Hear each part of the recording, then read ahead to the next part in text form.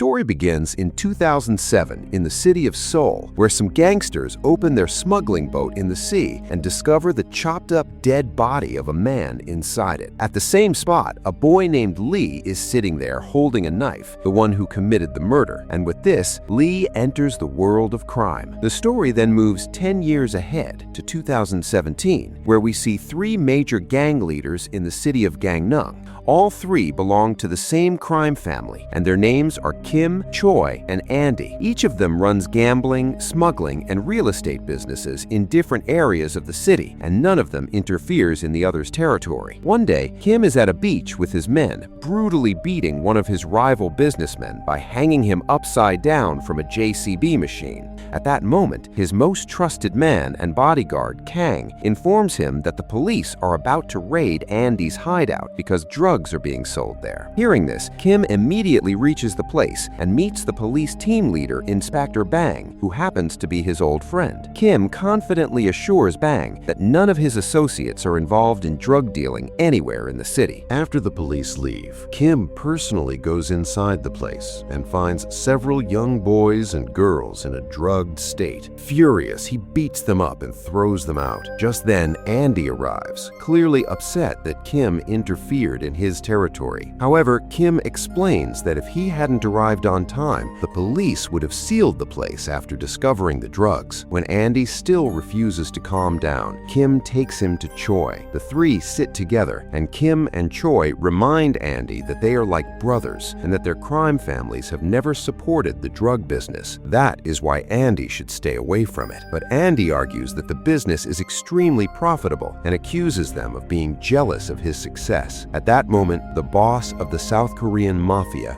President Shin, arrives. Everyone deeply respects him, and as soon as he enters, the room falls silent. Shin warns the three men not to weaken their unity by interfering in each other's territories. He also strictly orders them to keep Gangneung free of drugs and remain united. The matter ends there, because President Shin is their godfather, and none of them can disobey him. In the next scene, we return to Seoul, where Lee is seen standing on top of a building. Over the last 10 years, he has become even more violent, dangerous, and intelligent. He now runs his own small gang, whose members all wear black clothes like a uniform. Lee works in debt collection and illegal property seizures, and anyone who gets in his way is mercilessly killed by him. Lee dreams of becoming the biggest gangster in Korea, and he's been planning it for years. According to that plan, his men find a young man drowning in gambling debt, a debt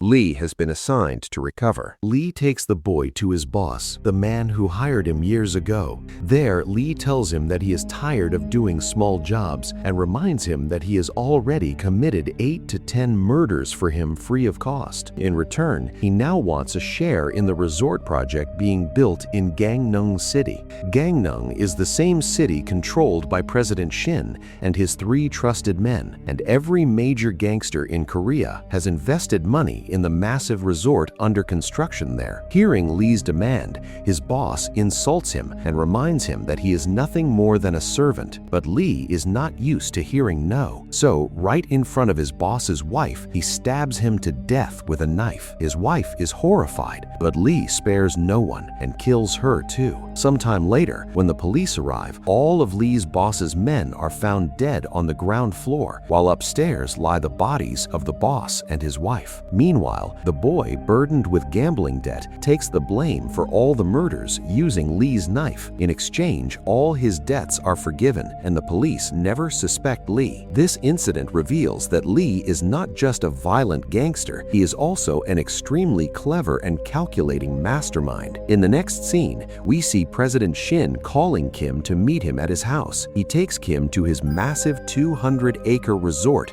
built right in front of a river. Because of this prime location, it is the most expensive property in the city. President Shin tells Kim that the country's biggest gangsters and politicians have invested their money in this resort. Every month, he launders millions of dollars of black money through this business. The palace-like resort standing beside the river is a symbol of mafia power. But because of his old age, Shin now wants Kim to take responsibility for managing the resort. However, Kim refuses because some parts of the resort fall under Andy and Choi's territories, and he does not want the three of them to ever fight over it. President Shin tells Kim that he is his most loyal and intelligent man, and that he will personally handle Andy and Choi. From now on, Kim will become the biggest shareholder of the resort.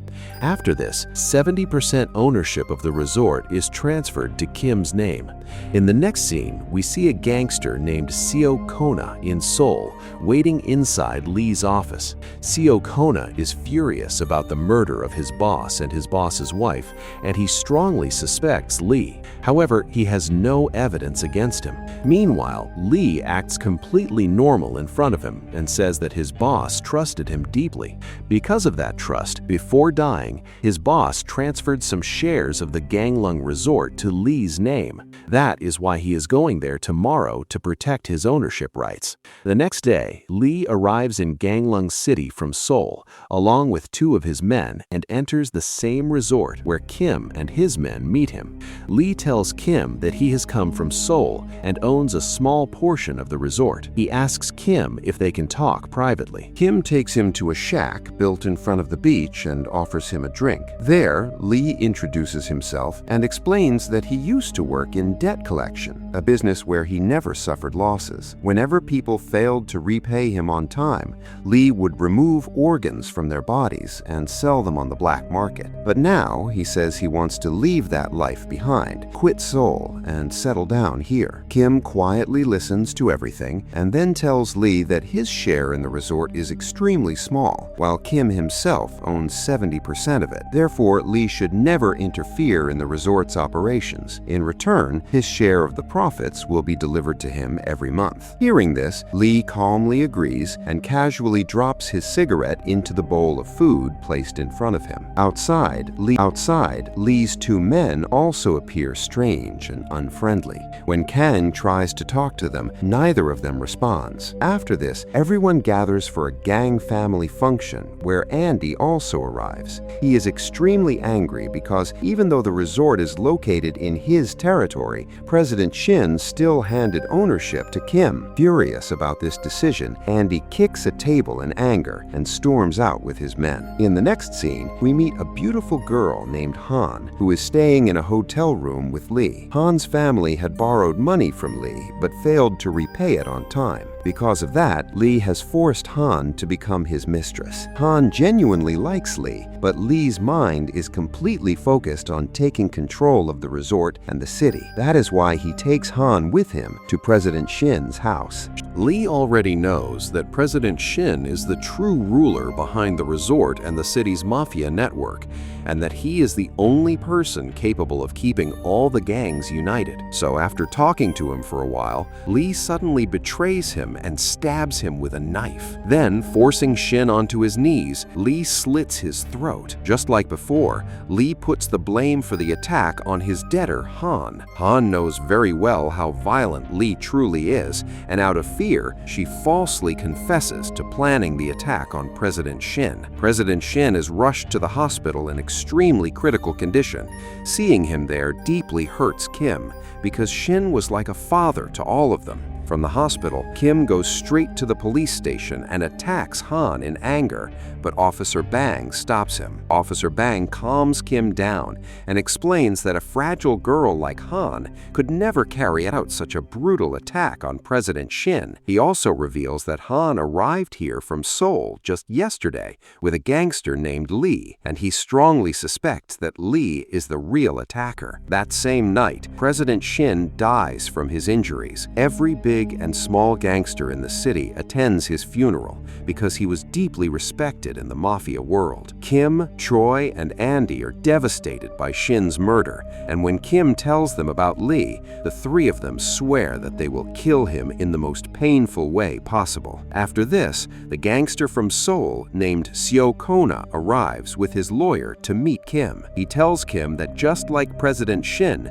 Lee also murdered his boss for ownership of the resort. Seo Kona offers to help Kim eliminate Lee if Kim transfers Lee's shares in the resort to him in return. He claims to know everything about Lee's men and smuggling routes. Kim agrees and joins hands with him. With Seo Kona's help, Kim discovers the locations of Lee's men and sends Kang along with his gang to kill them. Kang captures 3 of Lee's men, brutally beats them, hangs them upside down in half-dead condition, and demands Lee's location from them. Meanwhile, Choi and Andy wait with their gangs and weapons for Kim's call so they can launch a full attack on Lee as soon as his location is confirmed. Through Seo Kona, Kim also learns about Lee's drug smuggling operation inside the city. He passes the information to Officer Bang, who takes the narcotics unit and begins tracking Lee's men. However, even after arresting them, the police failed to recover any drugs because someone had already informed Lee about the entire plan against him. Andy starts losing patience and tells Choi that he will personally hunt Lee down. But suddenly, several members of Lee's gang arrive there. Together with Choi's men, they slaughter all of Andy's gang members. At that moment, Andy realizes that Choi has secretly joined hands with Lee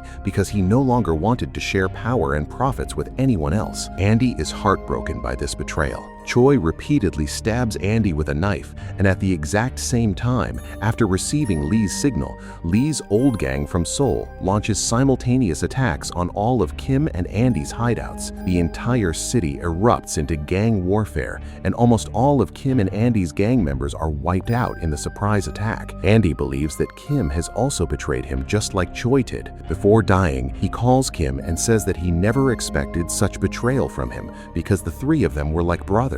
Before Kim can even understand what is happening, Lee's men attack him as well. They run over Kang with a car and then stab Kim multiple times, leaving him critically injured. But because the city is already on high alert due to the gang war, police sirens begin approaching. Hearing them, Lee's men flee the scene, leaving Kim behind. Kim then realizes that Kang is dead. That same night, Lee takes complete control of Gangneung City. By making Choi his partner, he becomes the sole ruler of the entire resort. Officer Bang and the city police are furious over the massive bloodshed and murders that happened in a single night. However, Bang discovers that Lee cleverly spent the entire previous night inside the police station with his lawyers, ensuring that nobody could directly blame him for the gang war. Officer Bang is impressed by Lee's mastermind-level planning. Meanwhile, after losing Andy, Kang, and almost his entire gang, an injured Kim flees the city because he knows he cannot face Lee in his weakened condition. Outside the city, Kang's brother comes to pick him up. After burying Kang and recovering for some time, Kim returns to Gangneung City and goes to meet Lee at the resort. By now, Lee has become the undisputed ruler of both the resort and the entire city. He is openly running drug trafficking and prostitution businesses throughout the city. Lee takes Kim to the same beachside shack where they first met.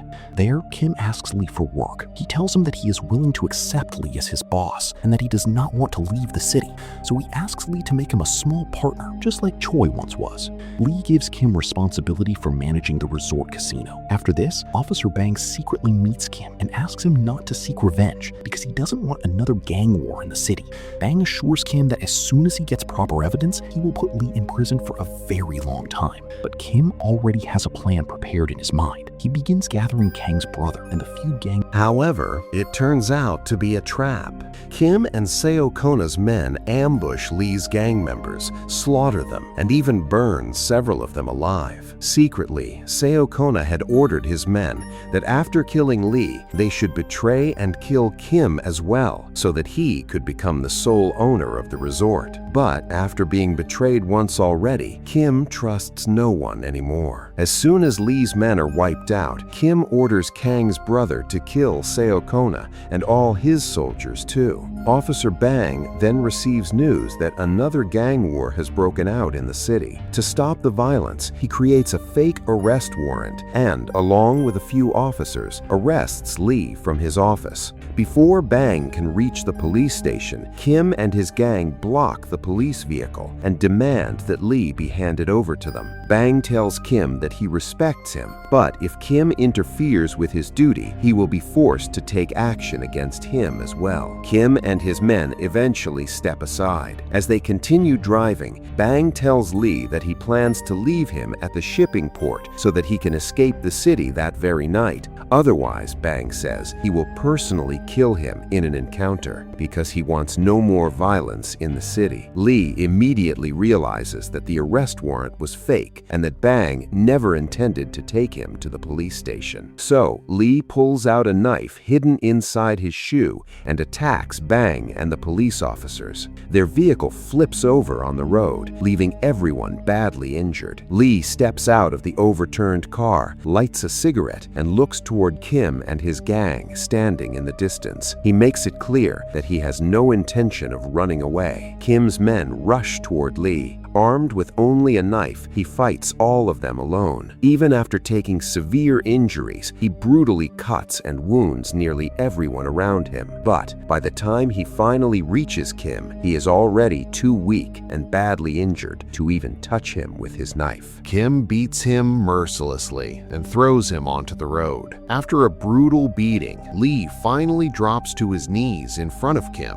Then Kim takes Lee's own knife and repeatedly stabs him to death on the road. Even though Officer Bang witnesses the entire murder, he chooses not to arrest Kim. After everything is over, Kim drives back to his resort, sits alone on the balcony, and lights a cigarette because once again, he has become the ruler of both the resort and the entire city. For another crime and gangster movie like this, click on the video on the left or right. Until then, stay safe and keep watching Thoughts in Action.